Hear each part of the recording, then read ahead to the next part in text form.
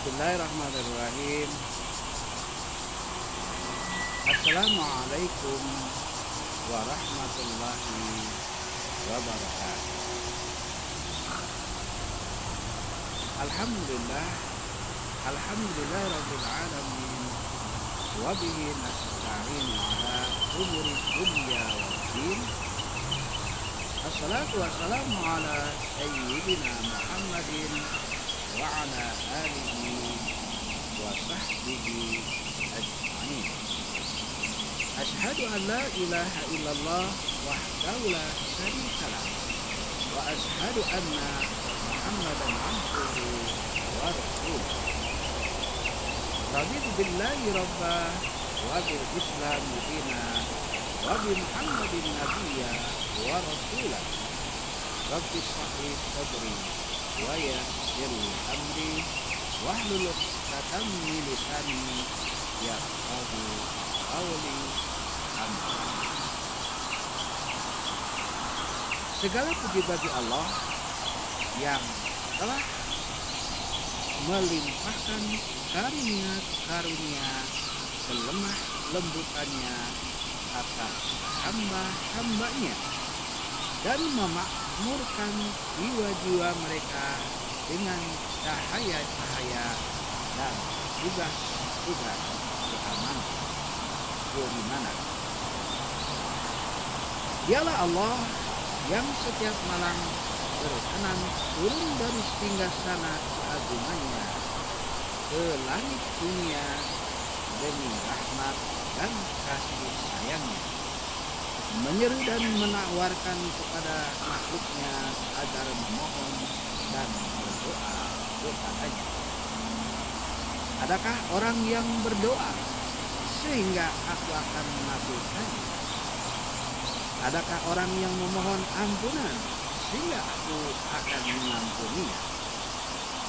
Dialah pula yang berlawanan dengan semua sultan dan raja, membuka pintu-pintunya dan mengangkat tirai-tirainya, lalu memberi izin bagi siapa saja dari makhluknya untuk bermunajat kepadanya dengan melakukan salat kapan dan di mana saja, di tengah-tengah jamaah ataupun sendirian, di sela-sela kesibukan maupun di keheningan malam.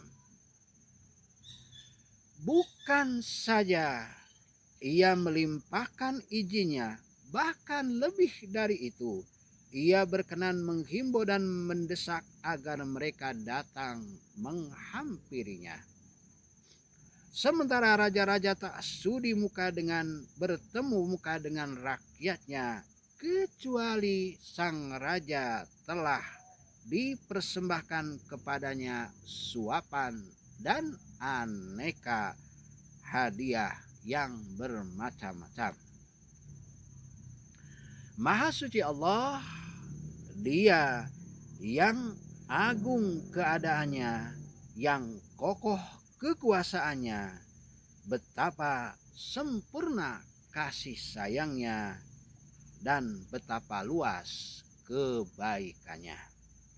Maha suci Dia.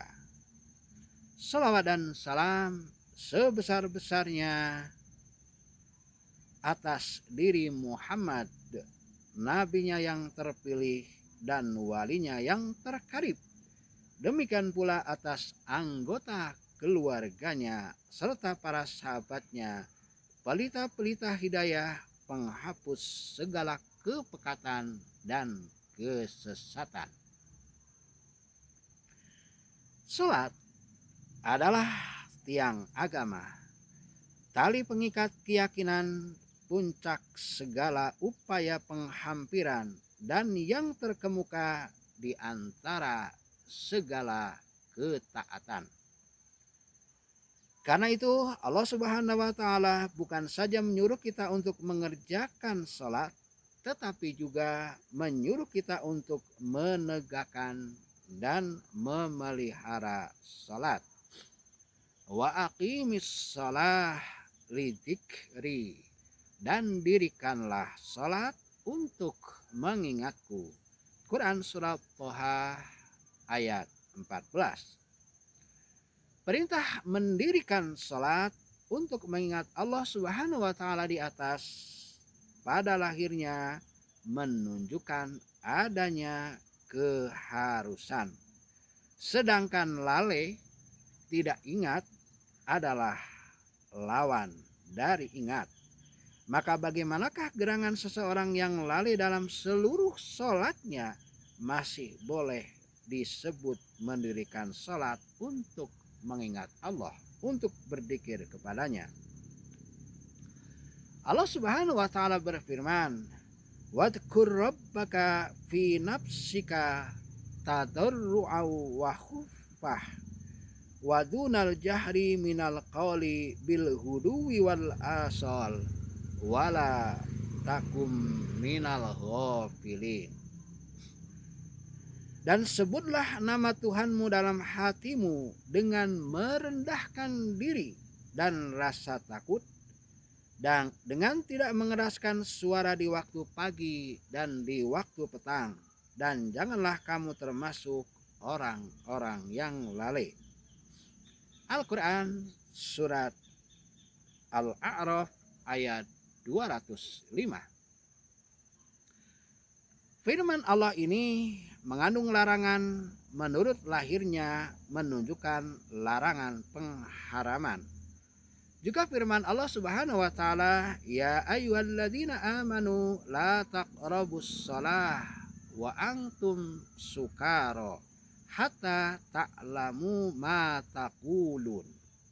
Wahai orang-orang yang beriman, janganlah kamu salat sedangkan kamu dalam keadaan mabuk sehingga kamu mengerti apa yang kamu ucapkan. Al-Quran surat keempat ayat 43. Ayat di atas merupakan petunjuk tentang terlarangnya seseorang yang sedang mabuk mengerjakan sholat.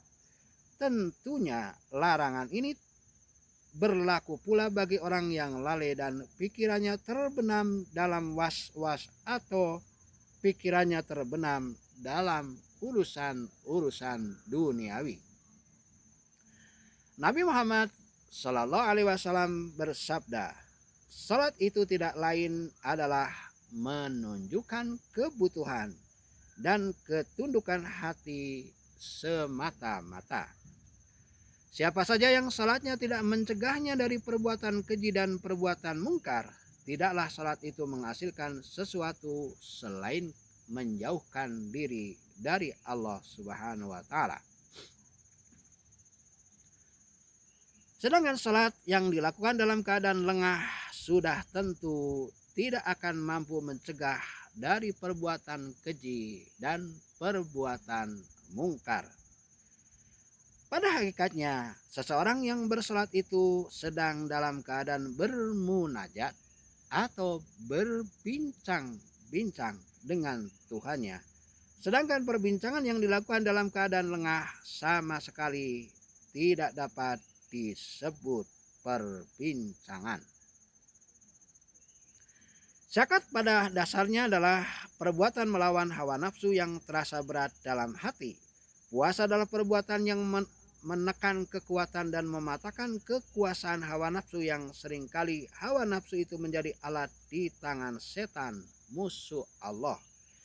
Karena itu masih ada kemungkinan bahwa zakat dan puasa tetap dapat mencapai sebagian sasarannya walaupun kedua-duanya dilakukan dengan hati yang lengah.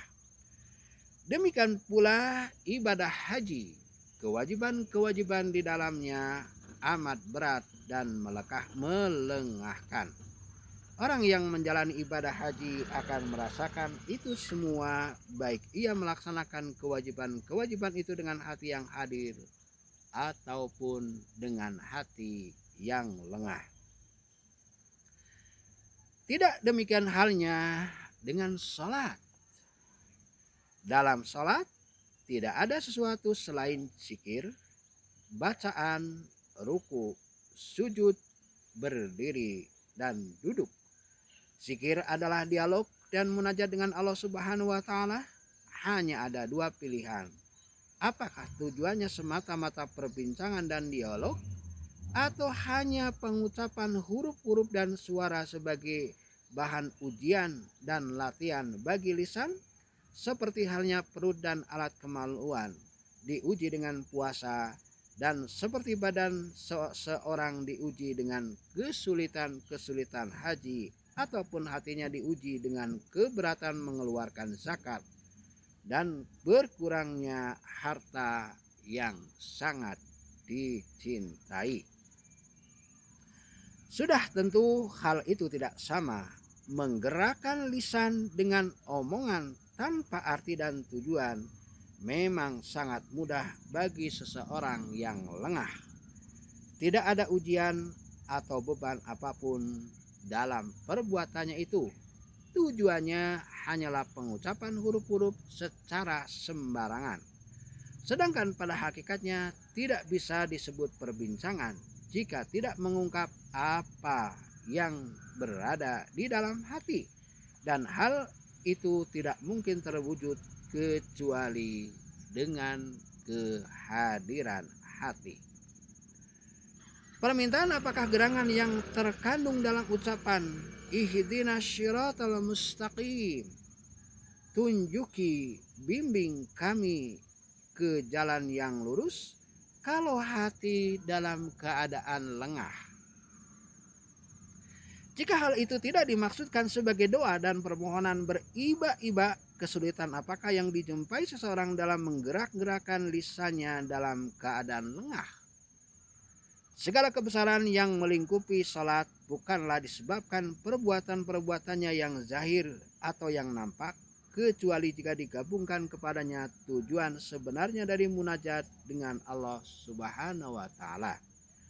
Itulah yang menyebabkan salat lebih utama dari puasa, zakat, haji, dan lain-lain, dan juga lebih penting daripada mempersembahkan berbagai hewan kurban dan udhiyah yang dimaksudkan sebagai jihad melawan nafsu dengan membuat kurangnya harta. Allah Subhanahu wa Ta'ala berfirman, la yanallaha luhumuha wala tima'uha walaki yanaluhut taqwa minkum.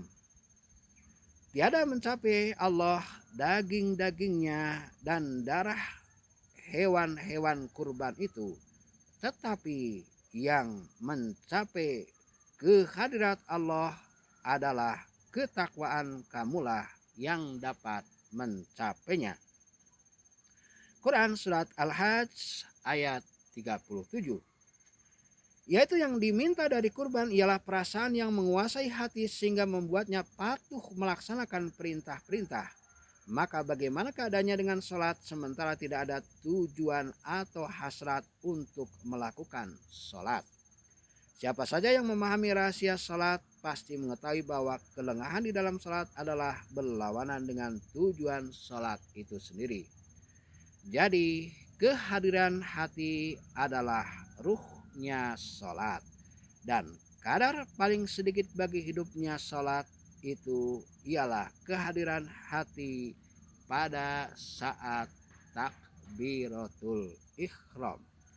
Kurang dari itu sama dengan kebinasaan.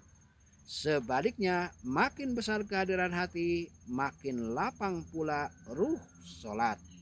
Betapa banyak orang hidup tak mampu bergerak, hampir-hampir seperti mayat. Begitu pula perumpamaan salat orang yang lengah atau tidak khusyuk, seperti orang hidup yang nyaris tak bergerak. Dari Allah jualah kami mohon pertolongannya. Subhanakallahumma wa bihamdika ashadu an la ilaha illa anta astaghfiruka wa atubu ilaih. Wabillahi taufiq wal hidayah. Wassalamualaikum warahmatullahi wabarakatuh.